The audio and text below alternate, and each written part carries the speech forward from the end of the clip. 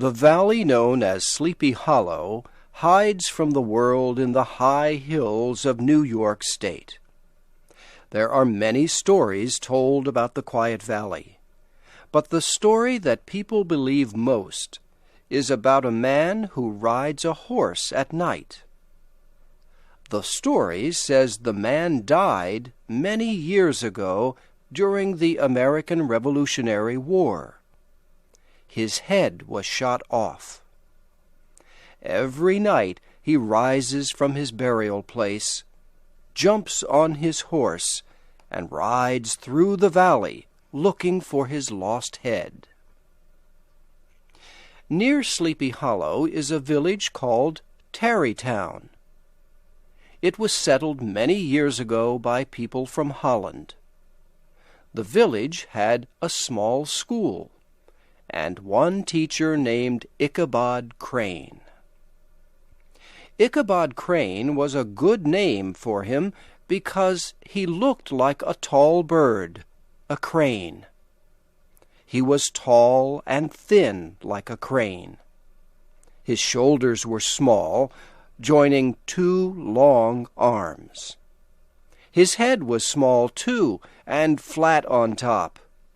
He had big ears, large, glassy green eyes, and a long nose. Ichabod did not make much money as a teacher, and although he was tall and thin, he ate like a fat man. To help him pay for his food, he earned extra money teaching young people to sing. Every Sunday after church, Ichabod taught singing. Among the ladies Ichabod taught was one Katrina Van Tassel. She was the only daughter of a rich Dutch farmer. She was a girl in bloom, much like a round, red, rosy apple. Ichabod had a soft and foolish heart for the ladies, and soon found himself interested in Miss Van Tassel. Ichabod's eyes opened wide when he saw the riches of Katrina's farm. Miles of apple trees and wheat fields, and hundreds of fat farm animals. He saw himself as master of the Van Tassel farm, with Katrina as his wife. But there were many problems blocking the road to Katrina's heart. One was a strong young man named Brom Van Brunt. Brom was a hero to all the young ladies. His shoulders were big, his back was wide, and his hair was short and curly. He always won the horse races in Tarrytown and earned many prizes. Brom was never seen without a horse. Sometimes, late at night, Brom and his friends would rush through town shouting loudly from the backs of their horses. Tired old ladies would awaken from their sleep and say, "Why, there goes Brom Van Brunt leading his wild group again." Such was the enemy Ichabod had to defeat for Katrina's heart. Stronger and wiser men would not have tried, but Ichabod had a plan. He could not fight his enemy in the open, so he did it silently and secretly. He made many visits to Katrina's farm and made her think he was helping her to sing better. Time passed, and the town people thought Ichabod was winning. Brom's horse was never seen at Katrina's house on Sunday nights any more. One day in autumn, Ichabod was asked to come to a big party at the Van Tassel home. He dressed in his best clothes. A farmer loaned him an old horse for the long trip to the party. The house was filled with farmers and their wives, red-faced daughters, and clean, washed sons. The tables were filled with different things to eat. Wine filled many glasses. Brom Van Brunt rode to the party on his fastest horse, called Daredevil. All the young ladies smiled happily when they saw him. Soon music filled the rooms, and everyone began to dance and sing. Ichabod was happy dancing with Katrina as Brahm looked at them with a jealous heart. The night passed. The music stopped, and the young people sat together to tell stories about the Revolutionary War. Soon, stories about Sleepy Hollow were told. The most feared story was about the rider looking for his lost head. One farmer told how he raced the headless man on a horse. The farmer ran his horse faster and faster. The horseman followed over bush and stone until they came to the end of the valley. There, the headless horseman suddenly stopped. Gone were his clothes and his skin. All that was left was a man with white bones shining in the moonlight. The stories ended, and time came to leave the party. Ichabod seemed very happy until he said good night to Katrina.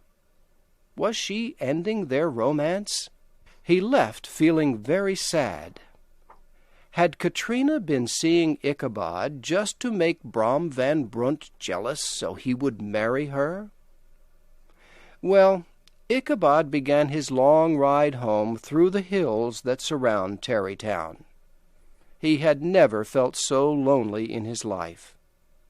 He began to whistle as he came close to the tree where a man had been killed years ago by rebels. He thought he saw something white move in the tree. But no, it was only the moonlight shining and moving on the tree. Then he heard a noise. His body shook. He kicked his horse faster. The old horse tried to run, but almost fell in the river instead. Ichabod hit the horse again. The horse ran fast and then suddenly stopped, almost throwing Ichabod forward to the ground. There, in the dark woods, on the side of the river where the bushes grow low, stood an ugly thing, big and black. It did not move, but seemed ready to jump like a giant monster. Ichabod's hair stood straight up. It was too late to run, and in his fear he did the only thing he could. His shaking voice broke the silent valley. "Who are you?" The thing did not answer. Ichabod asked again. Still no answer. Ichabod's old horse began to move forward. The black thing began to move along the side of Ichabod's horse in the dark. Ichabod made his horse run faster. The black thing moved with them. Side by side they moved, slowly at first, and not a word was said. Ichabod felt his heart sink. Up a hill they moved above the shadow of the trees. For a moment the moon shone down, and to Ichabod's horror he saw it was a horse, and it had a rider. But the rider's head was not on his body. It was in front of the rider, resting on the horse.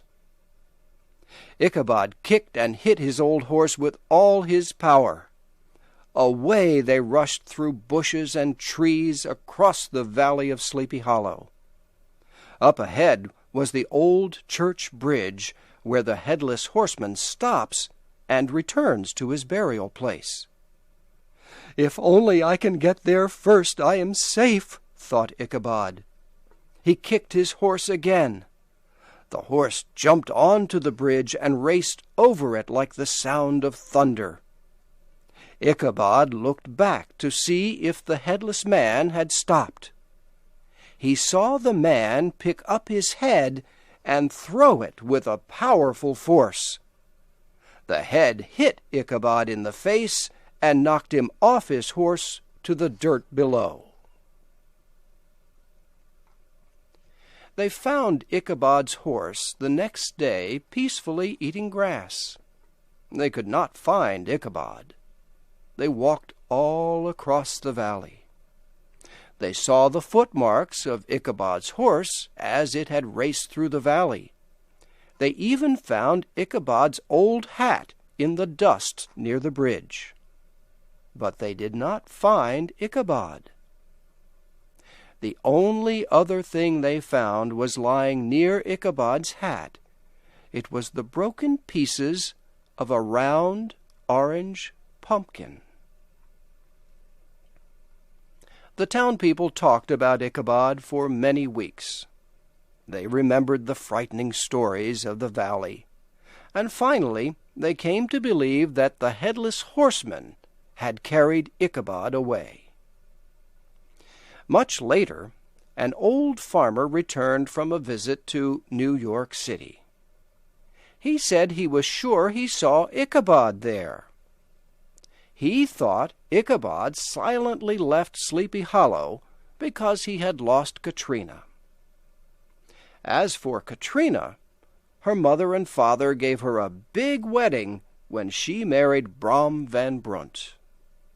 Many people who went to the wedding saw that Brom smiled whenever Ichabod's name was spoken, and they wondered why he laughed out loud when anyone talked about the broken orange pumpkin found lying near Ichabod's old dusty hat.